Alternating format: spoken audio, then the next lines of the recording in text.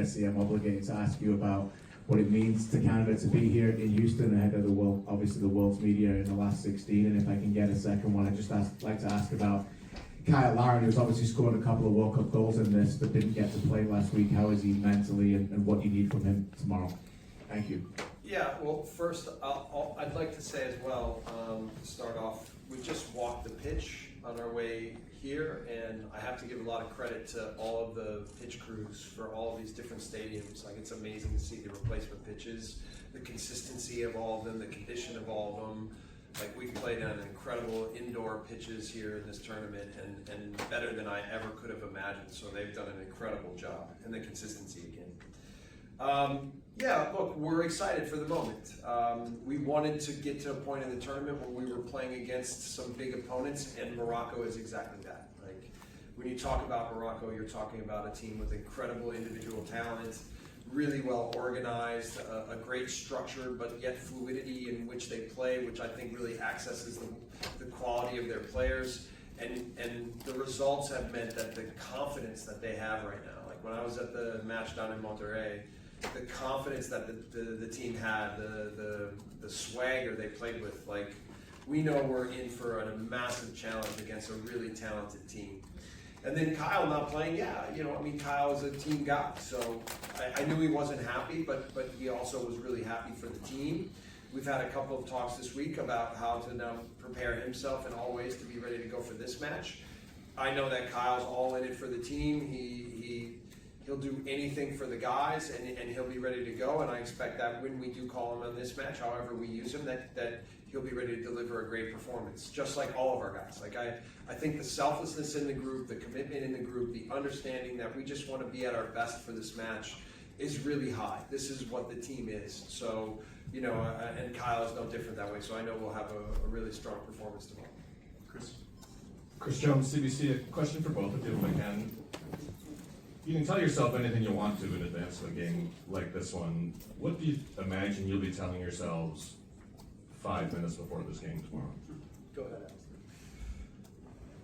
Probably talking about set pieces again at the very end before we go out. No, look, I've played against this Moroccan team before, obviously, in the last World Cup.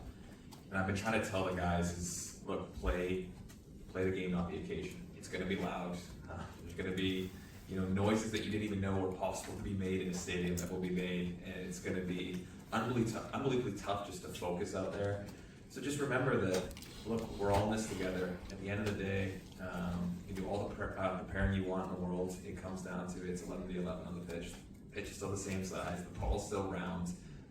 So just focusing on that, and I think that our team is in a good place in that sense in terms of, you know, we've been pushing so much, we've created so much new history, so many firsts, and now, as Jesse touched on, it's like this is a chance that, you know, we want to make sure that we got to the point in the tournament where we're going to get to play, you know, an actual Goliath, and that's what the Moroccan team is. So it's about going out there and enjoying it, understanding that the whole world's going to be watching. So let's go out there and put our, you know, our best foot forward and put in a performance that we can be proud of. And at the end of the day, if that's 90 minutes, 120 minutes.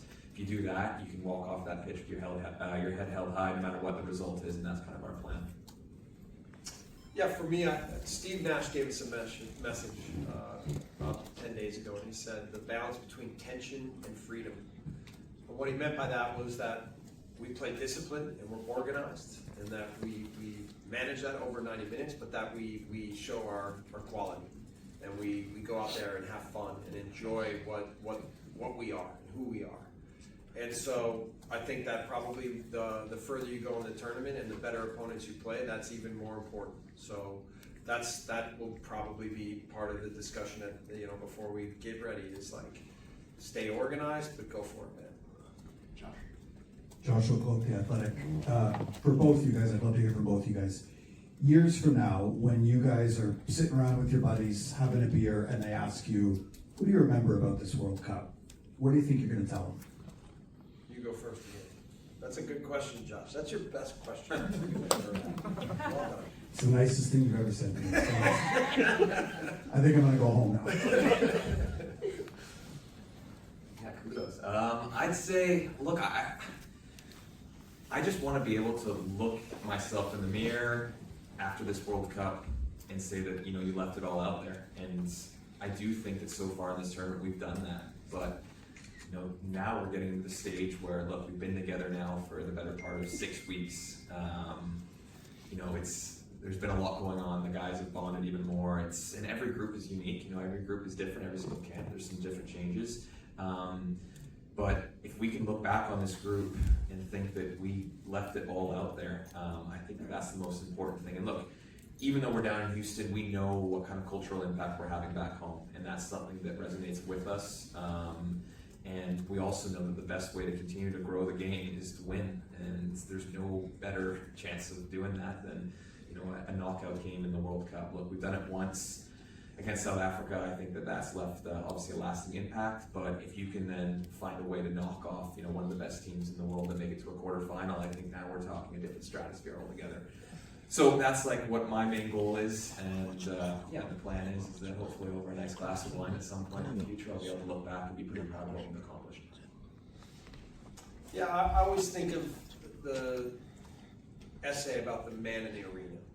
You know, like, even, I mean, you guys in the media have been good partners in what we've been building for the sport in the country, but like, you never really have the same experience unless you're inside of a team, you know, and then you know all the sacrifices, the work, the dedication, the commitment to each other, you know, and I would go back and think about, you know, what happened to Ismail Kone, getting all the guys healthy from Carolina, and the fitness that we ran these guys till they're totally exhausted. Like, I would hate me if I was a player for a coach like this, right? But because they're so committed, because they're so strong with each other, because they never back down, because they invest everything they had every day into trying to make sure that we were going to maximize our potential, I'm going to be the one buying the beers, and I'm going to be the one thanking them for the experience and how rewarding it's been for me personally, and I hope that they can have a fraction of the way that I feel as well. So that's what I will remember, but it's too early. Even though I gave a poetic response to that, it's too early because we still have so much that we want and hope to achieve, and we're laser focused on doing everything to make sure that we capitalize on this match against Morocco. Back, Gemma. Gemma Carsten-Smith with the Canadian Press. Alistair, question for you. Can you describe to us how this team is different and how it's grown from 4 years ago when you played Morocco in Qatar? Yeah, a lot's changed. Look, this team, we're still a young team, but in terms of the experience that we have now playing in big moments, you can see it. I mean, just for me personally, the calmness that I have going into this game is night and day compared to what it would have been in Qatar. And that's something that you can't trick yourself into doing. It's something that is only built by actually having true and honest, you know, experiences in those moments. And that's something that I think that a lot of our core guys have. And even since Jesse's come in, obviously, you know, the past couple of years, we've played against some really big opponents, and we've proven to ourselves, and we know now that, look, if we play our football, if everyone's committed to that, we can beat anyone in the world. But we also know that if we're off it, all it takes is one guy, we can lose to anyone. And I think that that's a really humbling experience, but also a great motivating thing that we know that if we're at it, we can beat anyone. But it keeps us on that knife's edge. It keeps us really disciplined in what we need to do.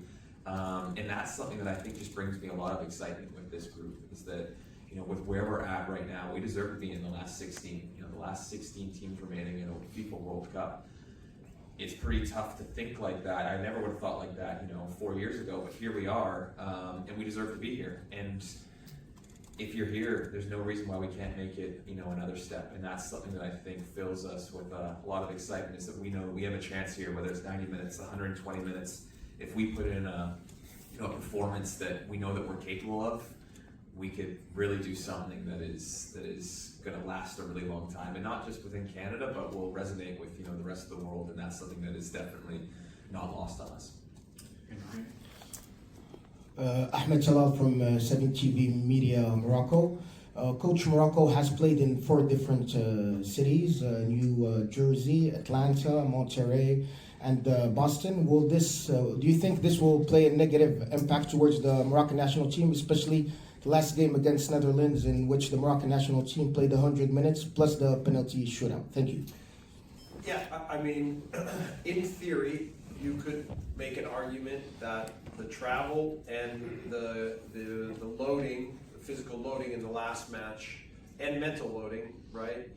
Emotional loading from that match could wear down this team, but if you watch them play, I think they play with incredible energy. They have great performances off the bench, a lot of high quality players. They really know how big a moment this is. They've been here before. We would be foolish to expect anything but Morocco's best, right? So we feel like physically we're fit and we can push games. Like that's one of the things that certainly we always try to do, is to try to run more, to press more, to play more dynamic than the opponent. But in terms of what we expect from Morocco, I expect their best performance of the tournament, and I think we'd be foolish to think anything else. Joe? Back here, Jesse. Joe Callan, Toronto Star. Both Brazil and Scotland were 1-0 down, pretty almost out the gates. Yeah. They got a little bit overawed, and Morocco burst out the gates. How important is it that that doesn't happen tomorrow? And then just quickly, why the switch from the suit to jeans, and what do we see tomorrow? Good question. That is important. The suit to jeans was I didn't have enough time to do the dry cleaning for my suit, so then the only other thing I packed were jeans. So that is a pretty simple answer. And the first, again, what was the first part? Bursting out the gates, like yes, you're absolutely right. Like and again, I think it's a reflection of their overall confidence as a team. They have fast starts to games. They never stop. Against Holland, I think the game started because it was a knockout round, so it was a little more cautious from both sides, right? Because you don't want to go down early in a match like that. But I thought that still. Morocco, again, I think the reason why you see that is because they're incredibly confident right now and they believe in themselves. So we need to be ready for the start. That's for sure, Joe. Jason? Alistair over here, Faisal Kamisa, Sportsnet. Hey. Right before the tournament, you said you guys wanted to be the hardest team in the world to play against. Have you feel like you've hit that level yet? And if not, what else needs to be done to kind of get there? I think that's almost a question for the opposition, isn't it? But at the same time, look, I think that we're trending in the right direction. I think that we've shown in bursts and in moments that we can do that, just based on our team's makeup, our athleticism, and the commitment to defending from all 11 players on the pitch. And look, I look back at the South Africa game, and even then you see the stats. I mean, I think we conceded 0.1 XG, and that's something that, you know, in a knockout round game, if you're doing that, you're going to be in a pretty good place. So look, when we're all at it, I do truly believe that we are a nightmare to play against for anyone.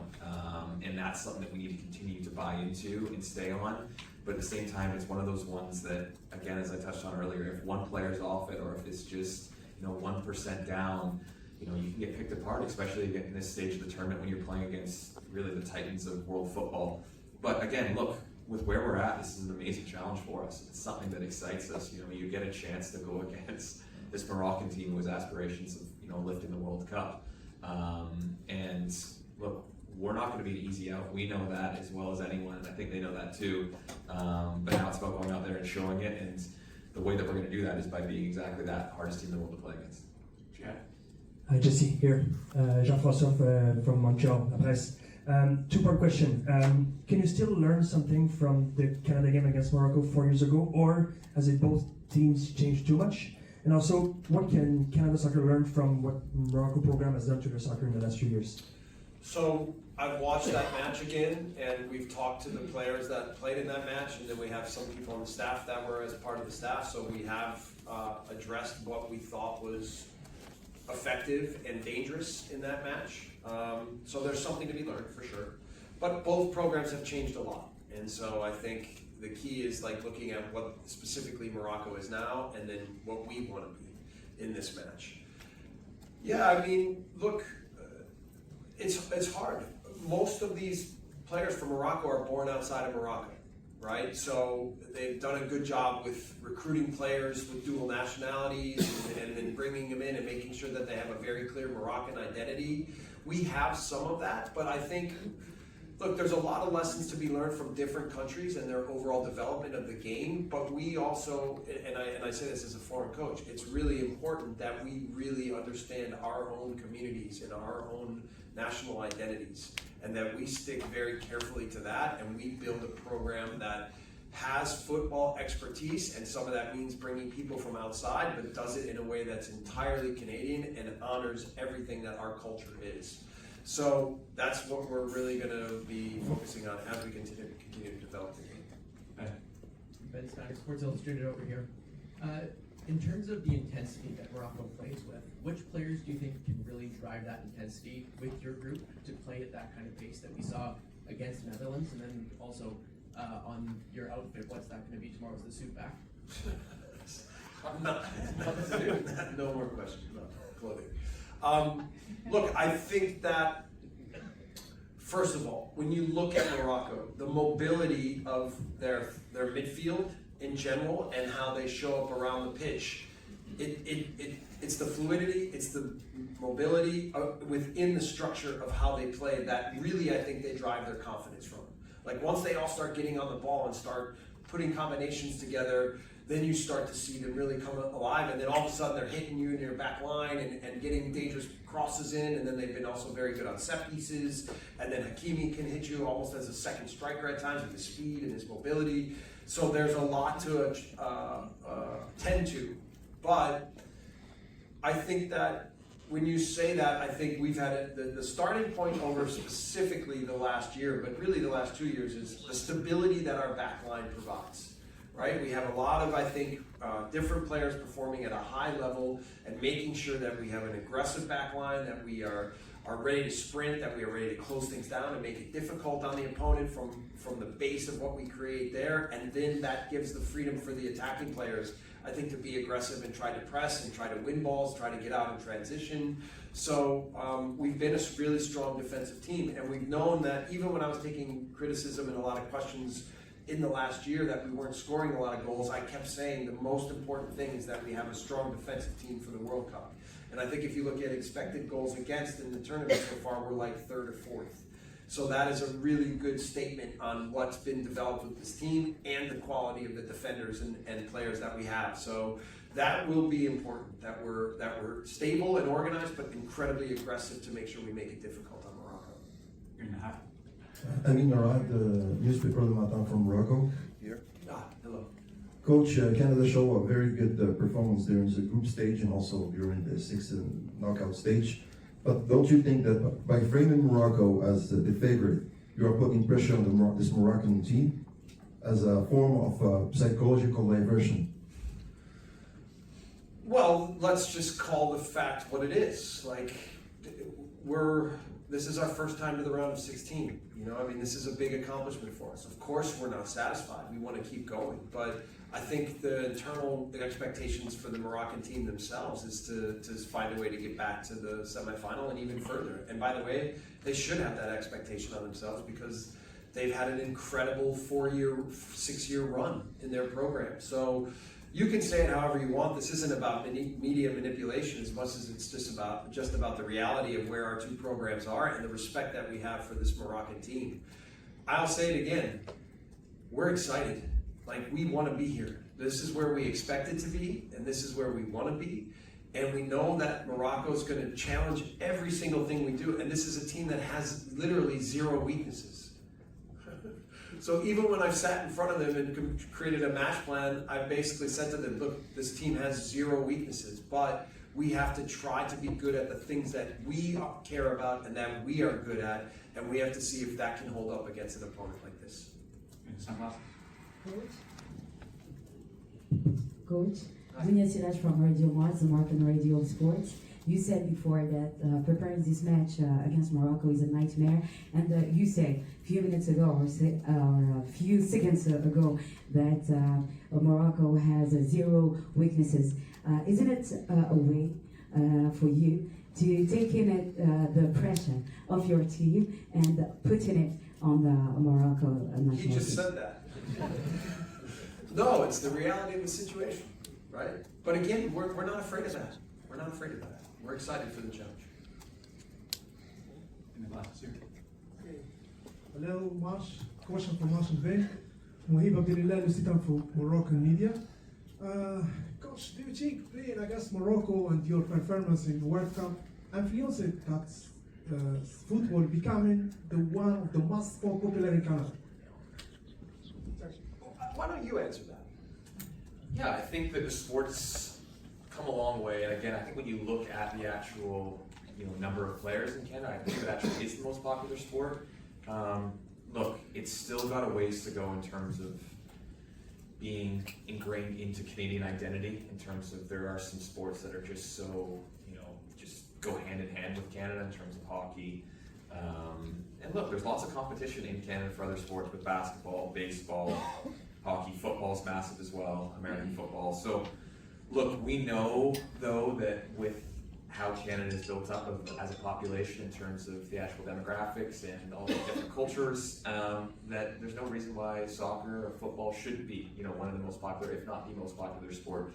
It just needs something, a moment to grab onto. Look, our women's program has been amazing over the past 15 years in terms of giving that kind of momentum towards it, and now it's been about the men's program's turn to can we push that on. And look, I think we've done a great job as well over these past 5-6 years, and the only way and the best way to continue to grow the game, as I've said earlier, is to keep winning, and there's no better place to win than at the World Cup. So look, if we keep doing this, I won't be too surprised if the game continues to grow in Canada, and that's something that, again, as players, as the staff, is that we all want to do, because we want this game to become as big as possible in the country, and also we want our national team to continue to take steps to continue to compete at a higher and higher level as the years go by. In the back, Matthew. Matthew Schneider from TSN. Quick two-parter. I know we're talking big picture right now, but just want to go to Moise and Alfonso. They will be available tomorrow, we can all assume? Yes, they'll be available. Okay. I want to, Jesse, I know I've spoken to coaches across our country. I know how much they've appreciated what you have done for them over the last 2 years. Have you received a message, I know you talked about Steve Nash, but at the grassroots level from any of those coaches? And Alistair, there are a few guys like you on the team who've come up from grassroots. League One Ontario to here is quite a journey. Have you received any messages from those at the grassroots level to, as you were just saying, kind of articulate what this team is doing at that level of the game in Canada?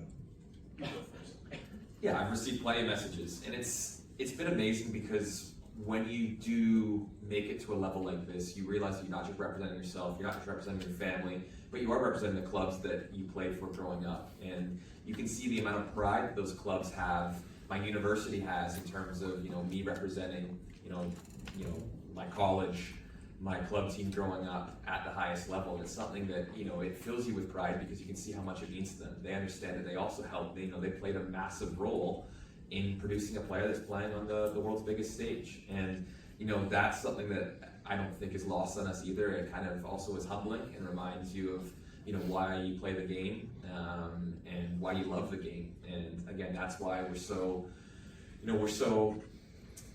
been so important to us that we continue to elevate the game in this country, because it's given so many young kids an amazing opportunity, not just the ones that made it to the top level, but ones that are in different industries now. But sport is just such a massive and integral part of the Canadian lifestyle, and football especially, and we want to just continue to grow that, and to look back on it, to see the messages, to see how much it means to people that have played a part in your journey, really kind of puts it and brings it all home. I'll be quick. I gave out, and you could maybe say it was a mistake, but I gave out my email a lot to people when I would go and do these coaching clinics. And so it's meant that I've gotten a lot of emails, right? And people just excited about what the experience has been, for them to feel more attached. Maybe it's through me, maybe it's through players that they coached in places like Burnaby and North Van and Edmonton and Calgary and Manitoba, or out in Halifax or in Quebec City, or wherever I've been. Like, I've gotten tons of emails of people just excited and thanking me and feeling attached and feeling part of the movement and part of the project. So we have a lot more work to do. We've created a platform, which was the goal about, look, I knew, I've said this all along, I knew my job was to help the national team be as successful as possible. And I knew that was the best thing we could do for the sport, is to help these young men be their best, and they've done that. We're not done, okay? But certainly I think there'll be a massive ripple effect as to now what the possibilities can be for the development of young players and young coaches in the sport in the country.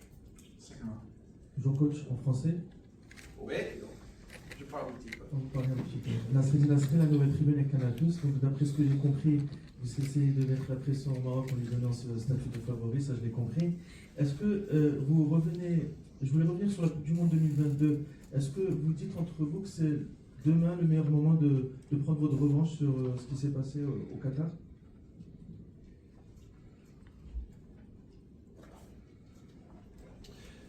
Yeah, I mean, look,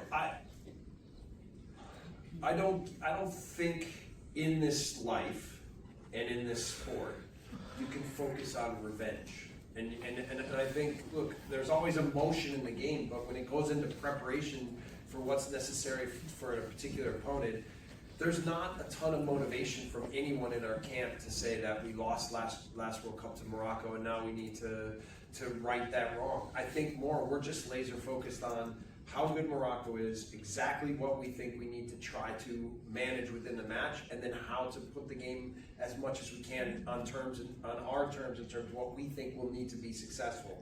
So, you know, I wasn't here for that match, so I'm not built with that emotion, but I think even if you asked Alistair, like, this is a different moment, this is a different time, they're a different team, we're a different team, and this is a very different moment, and we just want to do everything we can to find a way to get the result. Awesome, KJ. Jesse, you've coached in the biggest leagues in the world, and you've coached in the Champions League as well. In your coaching career, would you say that this is your biggest game? You know, I think I said this at one point with Steph when we were talking about the match against Bosnia.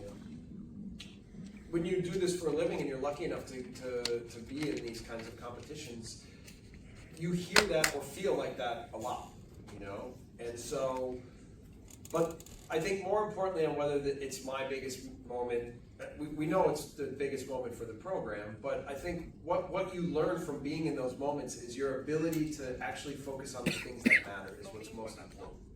And so we've tried to eliminate distractions from, you know, we want our friends and family to experience how wonderful this has been. Like everybody, you don't get a lot of times in life to celebrate what this sport is and what the moments are. So you stuck the families in a different hotel. But I did put that's correct. I did move them to a different hotel. But I want everybody to join in the celebration of what's happening. But what's most important is come game day that the idea of tickets and travel for family and children and you know what's going on back home in the country and the movement that we've created and the potential of what it could mean for this, that, and all of that goes out the window. And we all just focus laser in on, this is Morocco. This is what they're good at. This is what we have to prevent. This is what we have to try to do to be at our best.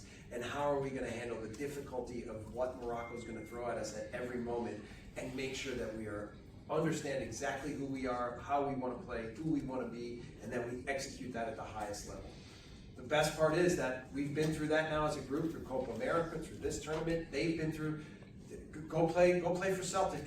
Right, and lose a few games and see what that's like, right? And then find a way to recharge and win a title, and now use that and build that within who you are, and make sure at this moment that you use all those experiences to make sure you know how to be at your best. That's what this moment is about: capturing the moment, making sure we understand the preparation, and execute with total concentration on exactly what the match will be. Thank you so much. We will begin the press conference of Morocco at 2:30 p.m. Thank you. Thank you. Thank you.